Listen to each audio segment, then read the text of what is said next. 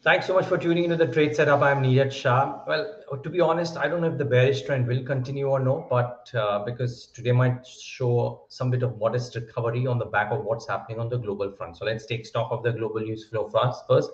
And it's all around the deal uh, for the debt ceiling in the US. Now, Joe Biden is confident he can reach a deal with Republicans on the debt ceiling, as a result of which the US markets did very well, as a result of which Asian markets are following the US gains on the debt deal optimism, as a result of which oil is settled up 2%, and as a result of which gold is near the 3-week low on the optimism. So it's all around the default of the debt ceiling deal. Now, very interestingly, 3 days ago or 4 days ago, when we spoke to Mihir Vora of Max Life, he said he's seen this quote unquote circus enough times before, and he was not baking in any kind of negativity out of the debt ceiling deal. Either as it may, we also heard from Nomura, right, about how the last time that such a thing happened, there was such a big correction in the anticipation of what happens if the debt deal doesn't go through. So in 2011. So therefore, enough views expressed. For now, it seems to be okay. The US markets reacted duly up. All Dow, Nasdaq, and the S&P 500, all three in unison were up in the session yesterday, because the last few days we've seen chalk and cheese performance from each of these. Not all the indices are up in unison. Yesterday was a different case in point. The other Qs are immaterial per se, but let's bring them. I mean, the 10-year yield, okay, but the VIX corrected about 6%, dollar index at about 102, I must say the dollar has gained a little bit vis-a-vis a string of currencies, including the rupee yesterday as well. And the SGX Nifty points towards a modest uptick, 0.22%, yeah, thereabouts. So not surprised. Yes, you could call it a flat start, or maybe a mild bit of optimism considering what we've been through in the last couple of days, isn't it, guys? So, there is a modest recovery, which is almost near certain on open on the back of global cues. But the indicators, viewers, are still bearish. Bank Nifty is a key to a sustainable recovery from this 2-day weakness, because the last 2 days banks have looked weak. Can they recover today? Is probably the answer to what could happen to the market-wide sentiment as well. Needless to say, the last few days, I, watching multiple indicators, talking to multiple people, looking at the screen, have been thinking that there should be a correction. Yes, the last 2 days have been vindicated per se, and not that I'm really giving a view from a trade. I'm not equipped to do that. I don't think most people are. Maybe certain chartists would be able to do that even better, or very select few. But otherwise, trying to predict what the markets will do on a daily basis is a mug's game, really. But just that the broader trend indicators looked a bit bearish, and I think the Bank Nifty is the key to figure out what could happen. Strong SBI earnings necessary to spur the sentiment further in PSU banks. Remember yesterday, BOB's numbers didn't do too much to a Can Bank, a BOI, or some of the others. That was the wider anticipation. It did quite play out that way.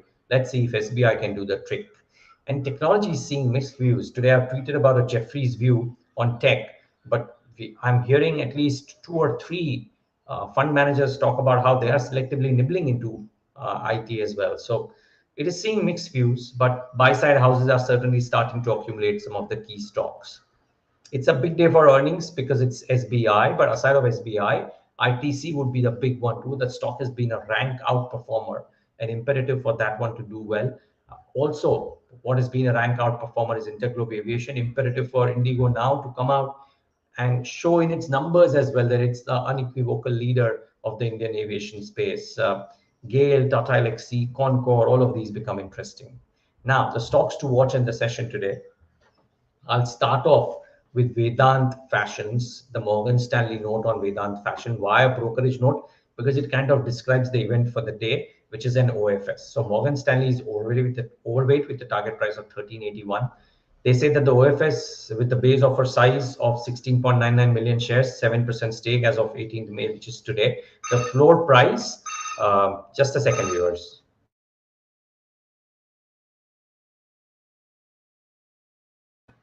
The floor price, sorry viewers, sorry for this. The floor price of the offer set at 1161 per share, implying about a 7% discount. The proposed OFS is primarily for the purpose of meeting SEBI's minimum public shareholding norms, and they believe this removes a technical overhang for the stock price. So certainly, I would watch out for what could happen to Vedant Fashions in the session today. It will certainly start off lower, but the key is, viewers, that if Vedant Fashion can recover or do the OFS successfully, then you might well see the stock recover some bit of lost ground as well, if the Morgan Stanley notice to be believed that this does remove a technical overhang on the stock. So I'll watch out for Vedant Fashions for sure. Then Honeywell Automation, that numbers. So revenues up 27% at 849 crores. The estimates were 9110. EBITDA margin 16% versus 13%. The estimates were 14.5. PAT up 54% at 112 crores. The estimates were 104. So certainly Honeywell Automation remains a stock that could do well in the session today. It's not as big a beat as let's say maybe an ABB did, but certainly does well, as does Thermax, by the way. Again, not as big a beat as ABB's, but revenue is up 16% at 2310, almost in line with estimates, but EBITDA margins better than what was estimated. Net profit better than what was estimated. So therefore, for both these stocks, today could be a day marginally in the green. Sandur Manganese. Now, a lot of people would maybe rightly argue that QOQ is not the right way to look at the metal company. And therefore, maybe you negate this plate completely. But if I look at it QOQ, because the corresponding quarter last year was impacted by COVID restrictions. And therefore, if I look at Sandur Manganese QOQ, then the numbers seem extremely buoyant. Now, will the stock react duly? I would suspect that it could, but let's wait and watch. People who argue that it is not wise to compare these stocks QOQ also have a valid argument, and therefore maybe the stock doesn't react as much. I think you could look at it QOQ, particularly for this quarter. From the next quarter onwards, obviously becomes YOY, because then there was no COVID-based impact. Uh, but this quarter may be okay. Maybe the stock reacts duly. Let's wait and watch. Forgings, revenues up 19%, EBITDA up 24%, EBITDA margins 17.91% versus 17.2%. So beat out there too. There were some one-offs, but still the reported net profit up significantly, 310%. So do watch out for Forgings. Primarily, they seem to have lived up to their guidance. What I've not mentioned, viewers, is also JK Tyre. Very strong numbers, good margin performance, decent performance on the bottom line. So do watch out for JK Tyres on the stocks likely to gain from the strong earnings list. Then the weakness, and that is in Whirlpool. Revenues down 3%, EBITDA margin 5.74 versus 8.43. Net profit down 30% at 55.6 crores. For a long time now, select people have been constructive on what Whirlpool can do by virtue of the fact that the stock has been an underperformer, and there are some deals that happened which took the tail risk away, so to say. But somehow stock doesn't do well, and the performance leaves a bit to be desired. And not that every other consumer durable company has done really well, but a lot of them have done much better than what Whirlpool has been able to do. So in that sense, I would reckon that Whirlpool will probably see a bit of a downtick today. Jindal Stainless, numbers not the greatest, but they're better than estimate on a number of counts, including margins, including PAT, including the EBITDA number, even if revenues are a bit lower. So who knows? You might actually see this one do better, despite the fact that actual performance is certainly weak. Then Precol and Minda come back in focus, because Precol has filed objection with CCI against Minda Corp over the over-acquiring stake. So this saga continues. Keynes Technologies and Five Star Business Finance is in focus because lock-in period has ended today. 9% and 66% of equity respectively has been unlocked in Keynes and Five Star Business Finance. Both stocks have increased vis-a-vis their offer price, and therefore you might not see too much of selling, but never know. Sometimes these things bring about some large selling, especially let's say in Five Star Business Finance, wherein a large portion of the equity is getting unlocked. So never know what may happen. Then Max Healthcare as a brokerage view stands out simply because two or three brokers have raised the target price, or sounded optimistic, let me put it that way. Jeffrey's view is this: they maintain a buy, target price being raised to 600. They say the 4Q revenue EBITDA was above estimate, boosted by 6% quarter-on-quarter increase in ARPOB. The EBITDA growth momentum should sustain in FY24 as well on new bed additions and higher ARPOB from annual price hikes and government rate revisions. They have revised their FY24 and 25 EBITDA estimates by 4% and 8% respectively. Then there is a trading view from MK on Deepak Nitrite. They say it closed at 1973, highest closing since Jan.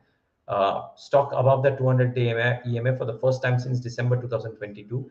OI is up 20%, but the price change has largely been flattish.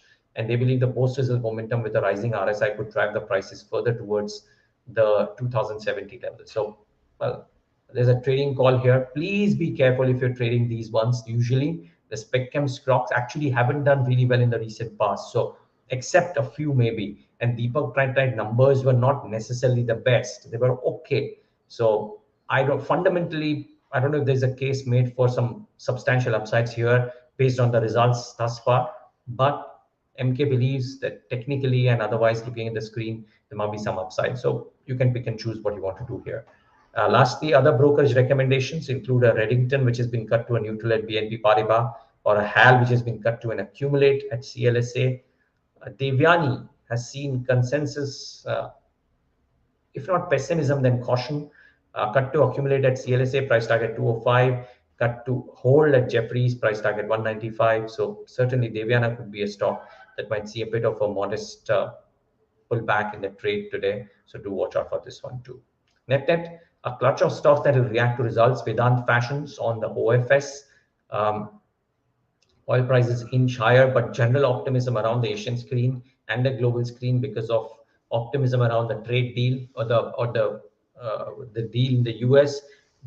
Sorry, not the trade deal, the debt ceiling deal. And therefore, maybe, just maybe, Indian markets too, which will start off about 0.25% or slightly more than that, might continue to do that during the course of the day. Remember, the last 2 days haven't been great. Banks have corrected. So therefore, that remains the key pivot to watch out for. Thanks so much for tuning into the trade setup. Have a great day ahead, viewers. And remember, a bunch of conversations lined up today. Thermax was a big one. Ashish Bhandari joins in to talk about those numbers. There is Rajiv Gandhi of Hester Bio. There is Ramani Dathi of Team Lease, Sanjay Kumar of Railtel, as well as Parvat Srinivas Reddy, MD of MTAR Tech, all joining in during the course of the day. You might want to tune in for some of these earnings conversations. Thanks for tuning into the trade setup.